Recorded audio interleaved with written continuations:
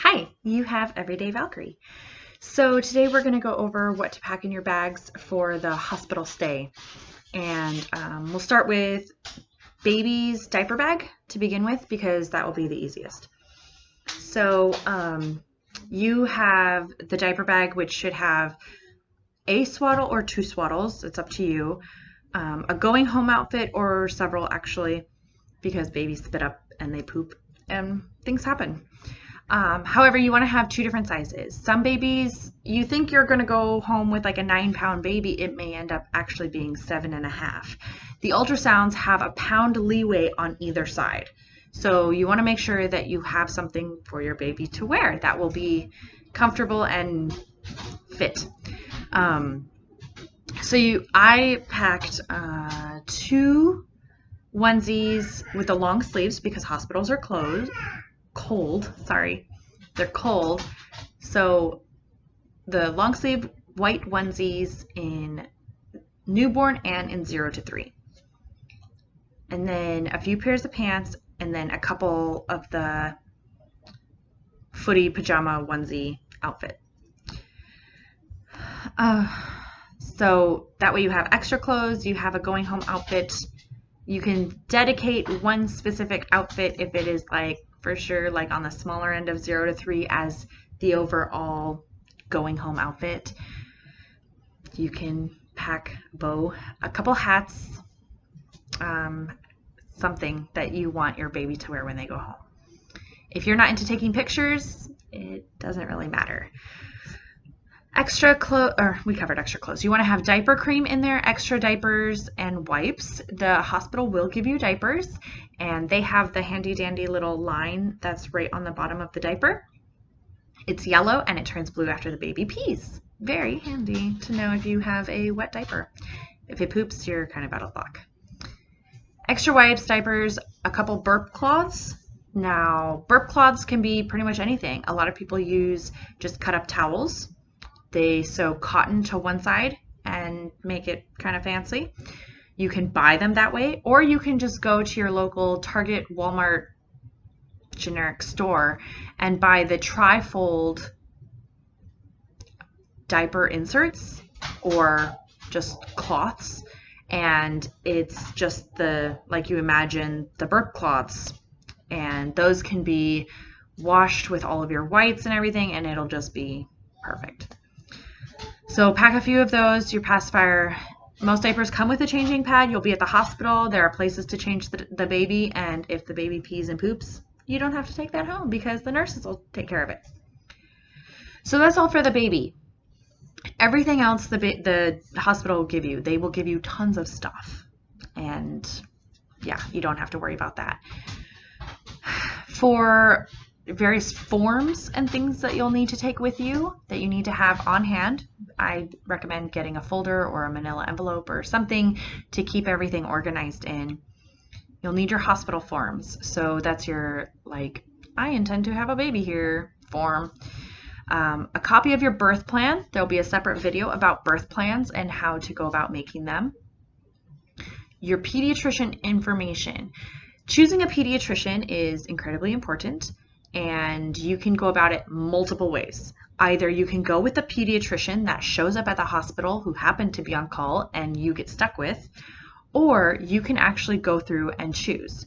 You can choose just by researching on the internet, or there's this lovely thing called meet and greets where you actually get to go in and interview your pediatrician. Some pediatricians don't do it, so you have to weigh what you're after. You go in, you ask what their policies are on vaccines, on treatments, on invading their personal space, on informing you of what they talk about, which they technically have to do until the child is 18. This person, hopefully if you're not moving a lot, will be with your child from 0 to 8 to 17.9 or whatever. So you want to make sure that this person is someone that you can get along with. Their policies on whatever is important to you and your family.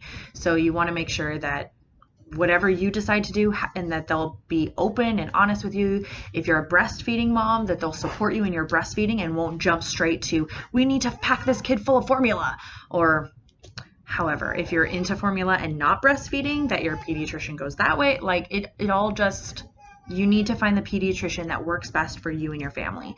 And the best way to do that is to interview, do research, talk to your friends, find out who their pediatricians are. Just go about it that way. But you'll need that pediatrician info because all of the forms that you'll get will ask for it about 50 billion times. You'll need your doctor's information. If you end up delivering at a hospital that your doctor is not a part of, you need to be able to fill in who your doctor is and where they're located, their phone number, the address, all of that information, so that they can contact your doctor and either get your medical information or update your doctor's version of your medical information so that everything is in happy unity. You also need your insurance information. You also need to inform your insurance of where you intend to give birth, what they cover as far as giving birth in another hospital if you happen to be out of town or traveling or something, heaven forbid, happens and the ambulance whisks you away to a different place. You need to have all of that information laid out so that nothing surprises you. Also, through your insurance, you get a breast pump. So you should contact your insurance as soon as possible to let them know that you are pregnant, when you are expecting, and that you would like your voucher for your free breast pump. They'll mail that to you or send you an email with something that you can print off, and then you just mail that out to, they'll give you a list of places where you can receive your breast pump from, and you contact those places. You have two options, one to own or one to rent, and the rent is free. But you have to return that when you're done. So if you don't want to worry about it, get the free one. It's usually Medela breast pump, the most up-to-date version that they have. They seem to work just fine for where they're at in their technological advances. And it's breast pump. It's not meant to be comfy, and it's free. So there you go.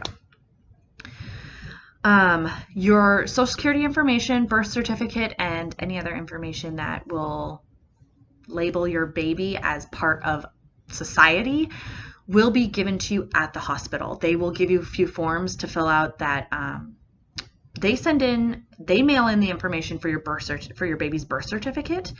So you don't have to worry about that. But the social security information, they'll give you a form that has like a designated number on it, but you still have to send that into the social security office or take it in. That's your prerogative. Sometimes the hospital will mail that in for you, but not always. So make sure you check in with that. Yeah, you just want to and then adding to the insurance, you have to notify your insurance within, I think it's 15 days or 25 days or something, that you had your baby and it was a viable birth, and that you would like to add your baby to the insurance so that insurance covers all of your stuff at the hospital. Or you'll get billed for that, and then they have to backdate stuff, and it's a lot of phone calls and harassing people. Just call them. Or have your husband call them, or your wife, your spouse, your significant other, whoever it happens to be. Have them call while you're nursing the baby or feeding the baby or sleeping. Here's where it gets complicated. Mom and dad's bags. If you want to pack mom and dad's bags, or a bag for mom and dad, or mom and spouse, significant other, whoever you happen to have, these are the things that you're going to need. Mom, you need warm socks. Hospitals are cold. You need warm clothes. However, you're nursing, or maybe you're not. If you're nursing, this is what I suggest. Walmart and Target, but Walmart is cheaper. You get 2 for 1, 2 camis for the price of 1 at Target. So your choice. They're both made of jersey. They're the exact same thing, but for whatever reason, Target charges double. It's a cami or a spaghetti strap top, and it has the unbucklies for nursing. They're incredibly comfortable, and they're super easy to clean. If for women who are bigger breasted or you just want more support, the nursing bra underneath the nursing cami, so comfortable, so comfortable.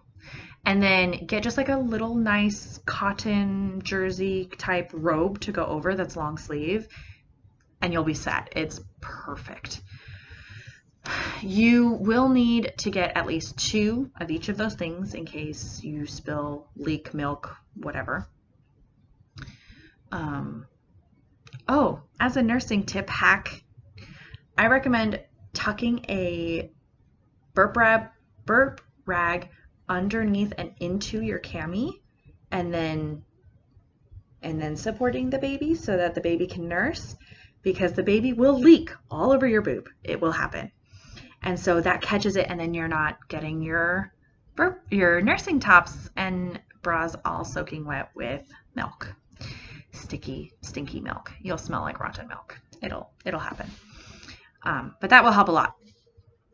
And then you have the same one or another one to throw over your shoulder to burp the baby after. So you have those comfortable pants. You just gave birth or you had a C-section. Either way, you're wearing those huge pads that they give you at the hospital. And they're like 3 super pads that they glued together and made a giant pad, like the ultimate pad that's held up together with netting. So just like when you were in middle school, high school, I'm sure at some point you have worn a pad or a panty liner. You want clothes that support also. So I highly suggest black yoga pants, because if you leak, you don't want to have to clean that up also. You're tired. You just had a baby. Be comfy. So pants or shorts, whatever your prerogative is. And that you should be good to go. If you had a C-section, you cannot use things that apply a ton of pressure. So then you're stuck in the nice lounger shorts that have the gentle elastic that comes up, high enough that it's not pressing on your C-section incision. Your doctors will want to check that often.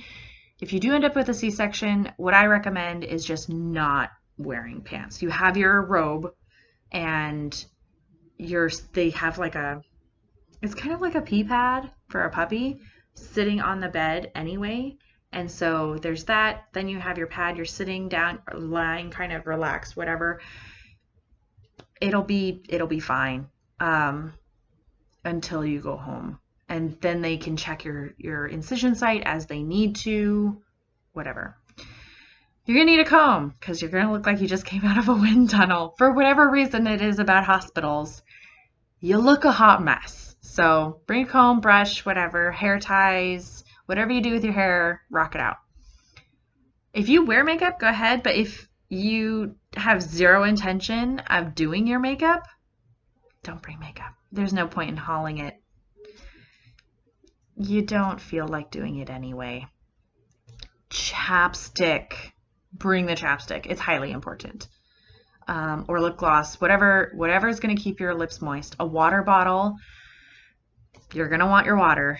They do provide a water cup, but you have yours. It's yeah. Toothbrush, toothpaste, obviously, deodorant. If you wear contacts, bring your glasses. You're not going to have time or want to put your contacts in. Bring your glasses. And then your shower stuff, you're going to take at least 1 shower there. So bring what you need to. Travel stuff is great, but yeah. Spouse, significant other, dad, whatever, clothes. Entertainment of some form, whether that's an iPad, a tablet, the charger for his phone so he can use that, or she, or I'm sorry, I have a husband, so we brought his charger for his phone. He also used his tablet to play a few games, and then a computer to check out Facebook, Twitter, whatever. Bring a blanket. The blankets that they provide are not always warm all of the time, so if you have just a small little travel blanket that's pretty warm, bring that. Snacks are expensive at the hospital. Bring your own. Or bring quarters for the vending machines. If you are into music, if you plan on having a very musical, serene, happy birth, bring your music, whether that's on your computer, tablet, phone, whatever. If you're an essential oils person, bring those, or your necklace with your little smelly doodads that go inside. You'll want those. Camera or phone. Make sure you have room on your phone, or insert a micro SD card. You can get a 32 gig or 32 gig card for like $20 when they're on sale at Best Buy, Walmart, Target, Walgreens. You'll find it. Don't forget the chargers, the batteries. If you're into it, baby book. You definitely want to bring that. There's things to do there where you can fill that out or add to it, or what have you. If your hospital offers valet parking, you may want to bring valet money. If you're going to be parking, make sure you have your debit card. Wallet. Don't forget your wallets. And if you are people who notify people at the hospital, bring in the numbers to notify people that you had your baby. Send out your notifications or whatever you're going to do. Make sure that you have the numbers for emergency contacts for your forms. Yeah, that's pretty much it. The hospital is not vacation, so just pack the bare essentials. The hospital has tons of things to provide. If you forget diapers and wipes, don't worry. They have them. They have diaper cream. They have lots of things. Aquaphor. Oh, you could bring a few Q-tips. It's great to use only water to clean around the umbilical site. It will be kind of bloody the first few days, but it'll come together. It'll be great. Yeah, your doctor will inform you how to clean that as well. Your pediatrician will help you keep up on that. You don't have to worry. Make sure before you leave for the hospital that you have plans for your pets. The car has gas and has been checked. Everything is good to go. Again, make sure that if you have a car seat that you need checked, you can go to the firehouse, you can go to the hospital, and they will teach you how to install that. Someone will check it before you leave the hospital to make sure it's installed properly. You shouldn't need too much else. Babies are pretty simple in the leaving aspect. It's the getting home that's the rough part. So thanks for watching this video. If you have any questions, please let me know. Hit subscribe, and we look forward to hitting you with the next video.